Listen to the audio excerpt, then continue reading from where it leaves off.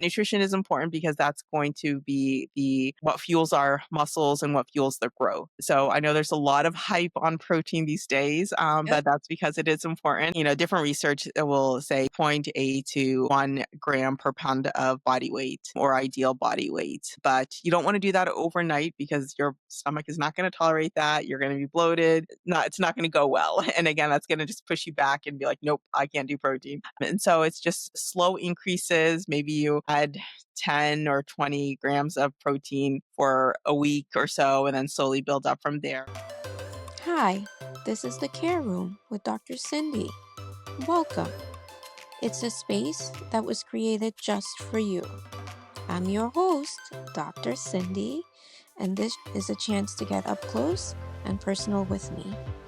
We're going to talk about the things in medicine that matter to you. We'll talk about the questions you've been carrying. We're going to have some honest conversations. We're going to hold space for joy, struggles, and everything in between.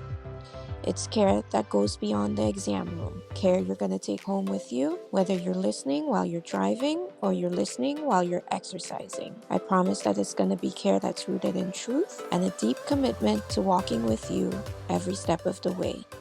I'm glad you're here. Hi, everyone. Welcome, welcome, welcome. Welcome to another episode of the Care Room with Dr. Cindy. I am so excited today about my guest. It's Dr. Esra Shermadou. Hi. She's a family practice physician in Dayton, Ohio, and she has graced us today with her presence, and we are so honored. But before we get into the discussion, I'll just let her go ahead and introduce yourself. Go ahead, Yes. Doctor. Thank you so much for having me. I'm so excited to be here today. Yeah. So I am Dr. Shermadou. I'm a board certified family medicine and obesity medicine physician with a strong focus on women's health, strength training, and improving lifestyle habits in general.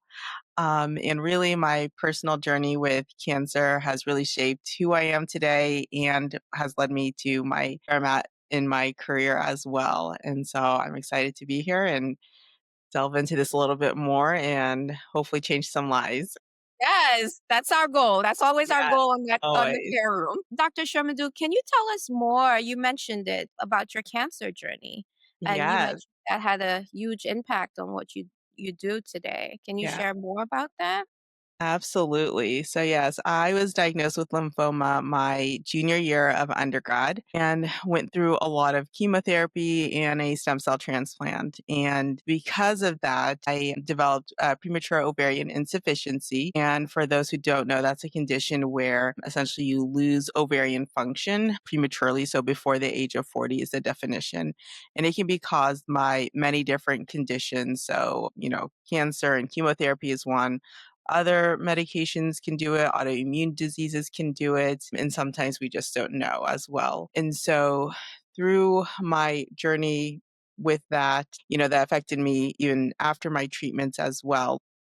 Without losing my ovarian function, I lost, my hormones, and I was placed on birth control pills initially, and I never really understood why, and I never felt like I was um, given the information as to why it was important to be on them. And I went to med school shortly after, and you know how that is. There's no time to go to the doctor, and then residency, you're moving around with that too. So, I was changing locations and having to find new doctors, and there's no time for that. So I was kind of off and on my medications through the years. And, fortunately, there wasn't I didn't notice anything significant differently, or at least I thought so at the time. And so I always, though, would go back and just kind of look up information on, premature ovarian insufficiency and try to learn more about it. Because even when I went to the doctor, I felt like nobody really knew a lot about the condition or how to manage it. And some of the doctors even told me, like, hey, I've never dealt with this before.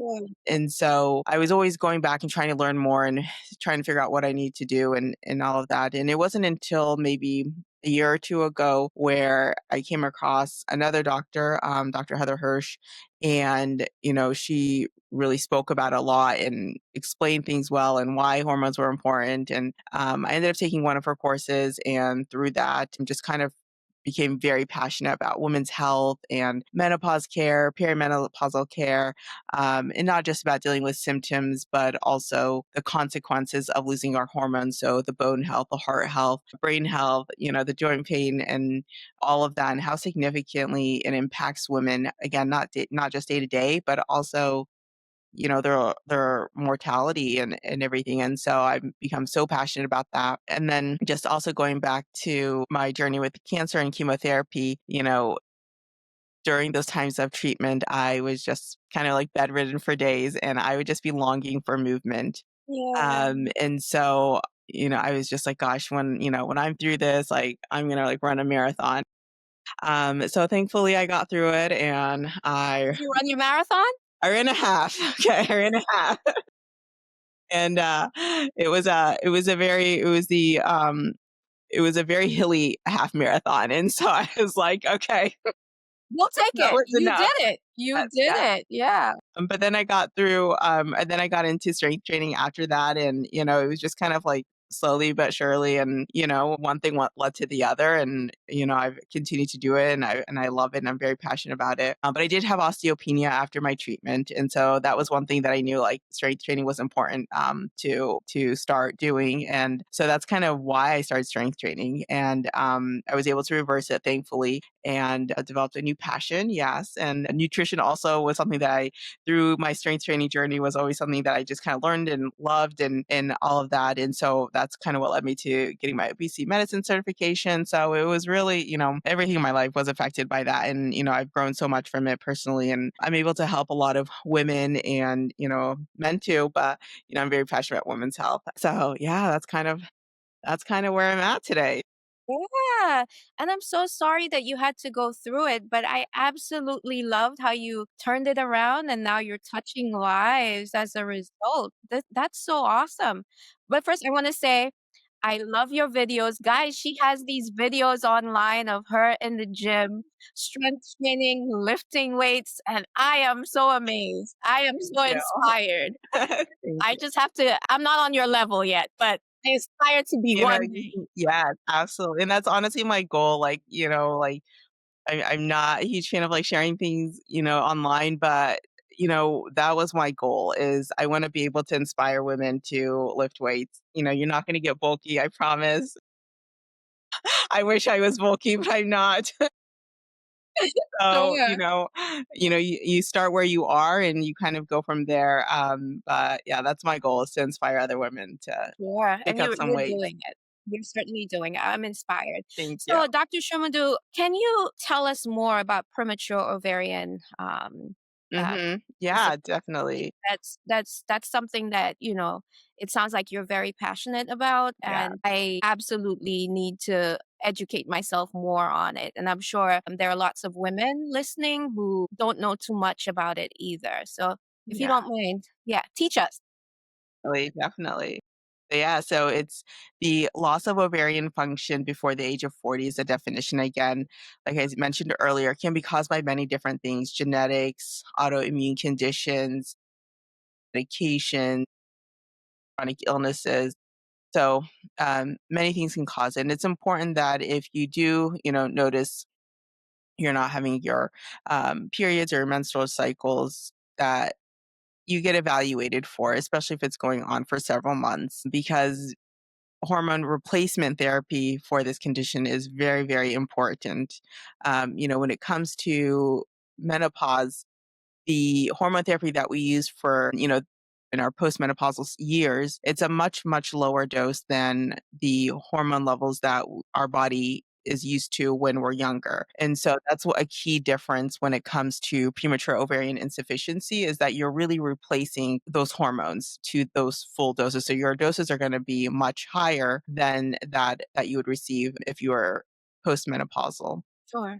The other important thing when it comes to premature ovarian insufficiency, which I think is significantly lost, even if somebody is somewhat comfortable with managing it, is also replacement of testosterone.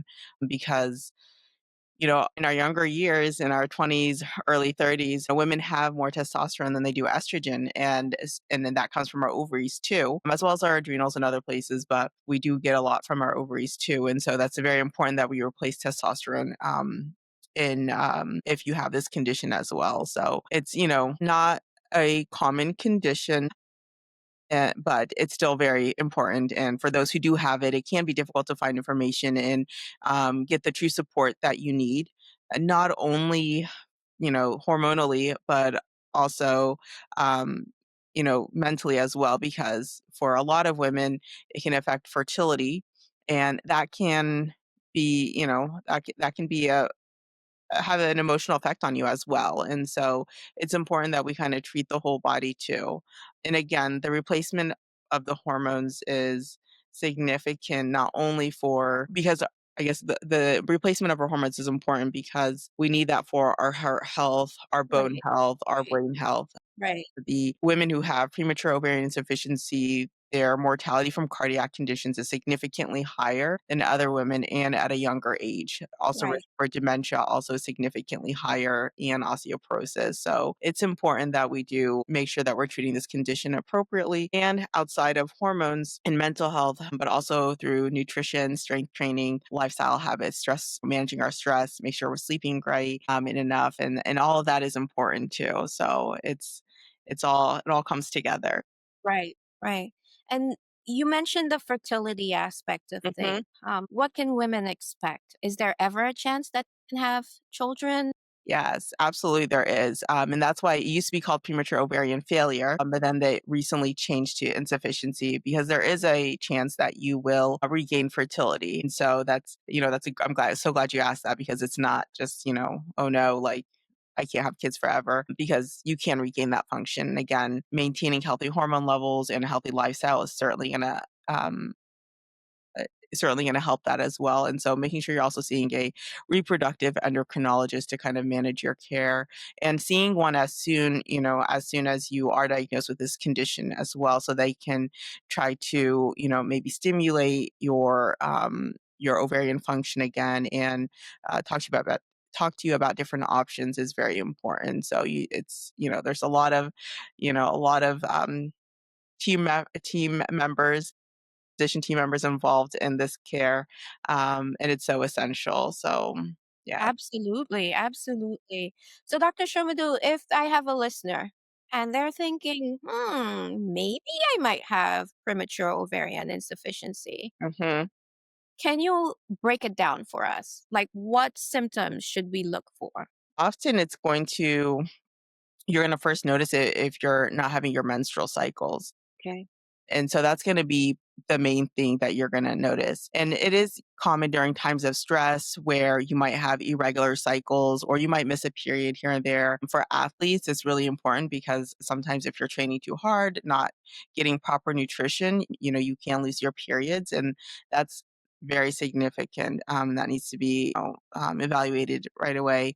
But, so women can lose her period for maybe 1 month or so. But if it's happening, I would say more than 3 months in a row, I would definitely make sure you're evaluated for it and, your doctor can check different hormone levels and, maybe delve into your lifestyle, see what factors might be affecting it as well.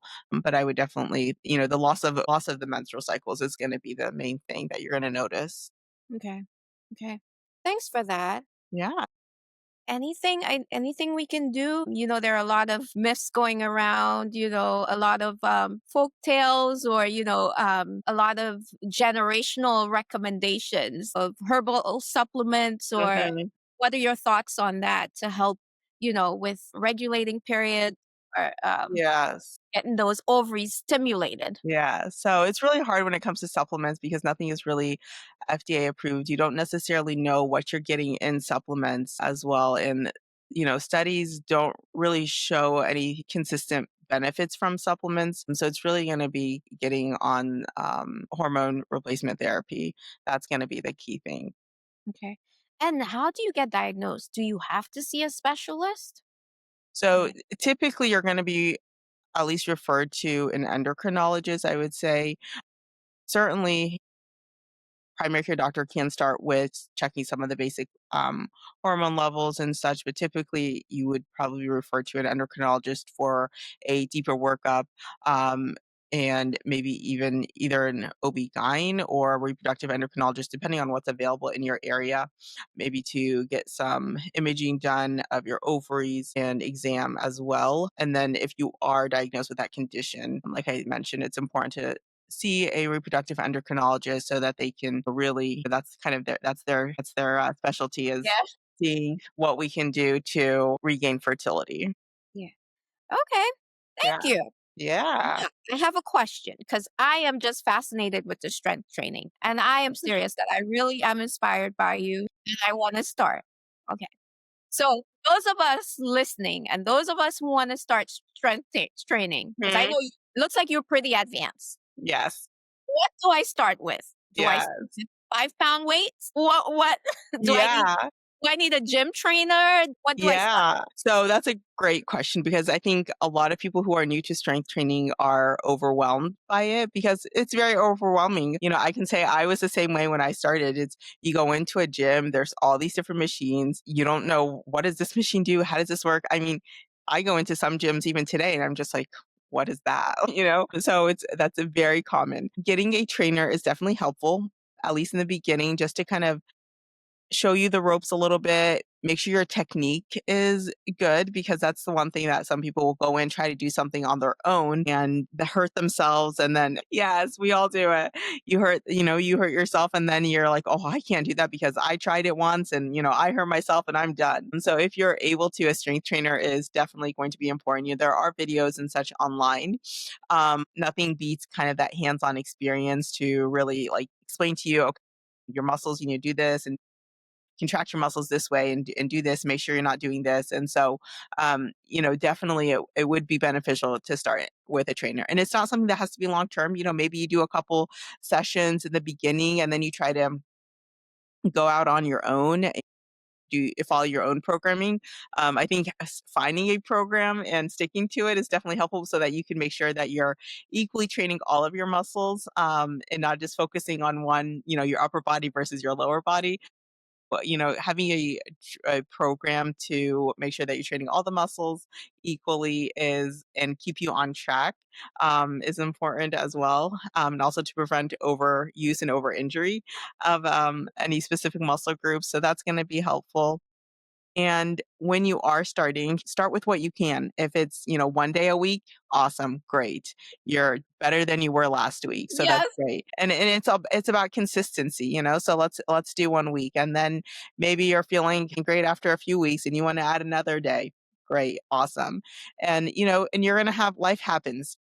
You're gonna, maybe miss a week or you're gonna miss a day, and that's okay. Just get back on track when you can, or maybe you just shorten your workout, if you have to. But, there's so many different places you can start. You can start with body weight, you can start with resistance bands, then, you can start with light weights and then just kind of increase as you get stronger.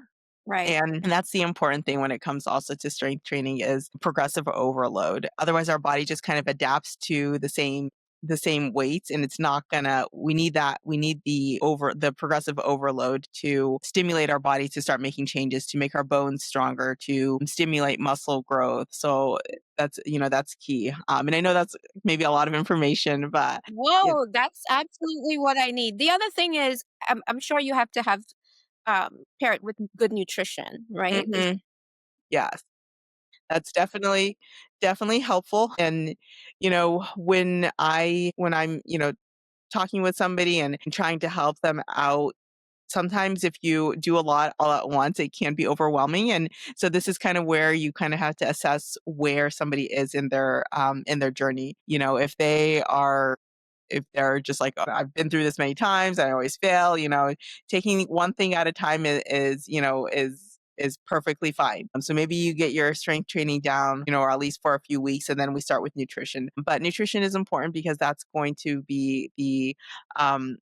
what fuels our muscles and what fuels their growth. So I know there's a lot of hype on protein these days, Yep. but that's because it is important, the building blocks of our muscle. So depending on different research will say, 0.8 to 1 gram per pound of body weight or ideal body weight. But you don't want to do that overnight because your stomach is not going to tolerate that. You're going to be bloated. It's not going to go well. And again, that's going to just push you back and be like, nope, I can't do protein. And so it's just slow increases. Maybe you add 10 or 20 grams of protein for a week or so, and then slowly build up from there. And that's something that you can do with like either like a yogurt that tends to, Okay. if you don't have lactose problems, that can go down easily. Sure. But there's different sources that you can, there's lean meats are good sources. Any of the powders you would recommend? So definitely, those are supplements. So if you can't Yeah. get your protein through food, that's kind of always where I start.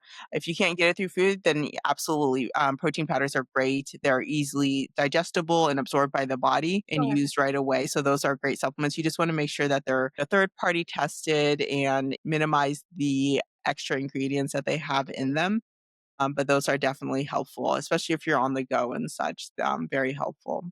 Sure. And then fiber also is important and carbohydrates to fuel the muscles as well. Fiber is something that we all can work on, but that's, really going to help with our GI system, but also there's a lot of research coming out with fiber helping or important for our immune system, Okay. our neurotransmitters and anxiety, depression as well. So there's so much fascinating research coming out about fiber, and it's important. But also, of course, for GI health and making sure our bowels are moving during the day, so we're not bloated and such. So that's important.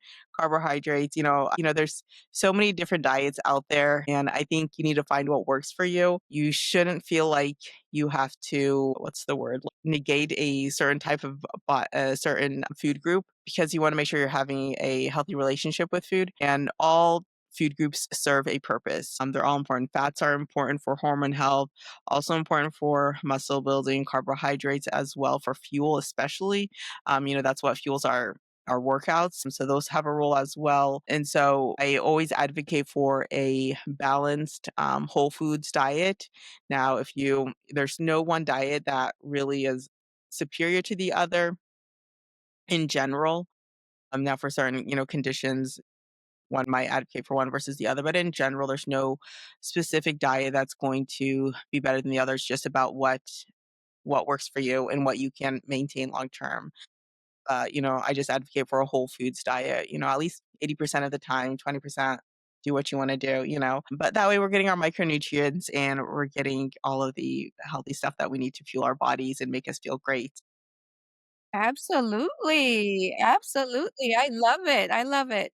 Dr. Shermadou, can you tell us more about your work with women and what you do? Yeah. Yeah. So I am excited to be opening my own practice very soon, hopefully in October. And this is going to be a direct specialty care practice where I'm really going to focus on hormone health optimization. So for our perimenopausal women or postmenopausal women, and also men as well too. And then so focusing on hormone optimization, lifestyle habits, and obesity medicine. Just to, get people feeling healthy, happy, confident so they can feel like they did when they were 20 or maybe even better than that. So that's the goal. We want people to live healthy, active, Right. happy lives. We're put on this earth to live our lives. And so, because of the medicines that we have these days and everything, we can live long lives. But, do you want to live a life where you're bedbound and being cared for by others or, independent? And I think most of us want to be as independent as long as we can. And so that's where, strength training comes into play, movement, healthy food choices, sleep, stress management, all of that comes into play. And as hormones are an important part of all of this too. We know that estrogen is very important in heart health for women. Heart is like the number one killer in women, and Right. osteoporosis as well. And that significantly increases once we lose our estrogen. And so hormones do play a significant role, and even testosterone in men has shown to improve insulin resistance and many other conditions as well. Also gives men the energy that they might need to go to the gym, build muscle, and all of that. the hormones play a significant role in our lifestyle too. And so as we age and we kind of lose our hormones, Right. or or because of conditions that we develop, that can also cause hormone levels to decrease. So it all kind of comes together. And so that's kind of my goal, is just to, how can we optimize our life so that we're feeling great? We can move, we can play with our kids, our grandkids, and Yep. you Yep. know, Long have life. Yeah. exactly, exactly, quality of life, Yes. absolutely. Yes. Absolutely. So where can we find you? Yeah, Are so you I am on, like, go ahead. sorry. I just want to let them know. Guys, I said it before. She has these amazing strength training videos. You have to check them out. So yes, Dr. Thank Shermadou. you.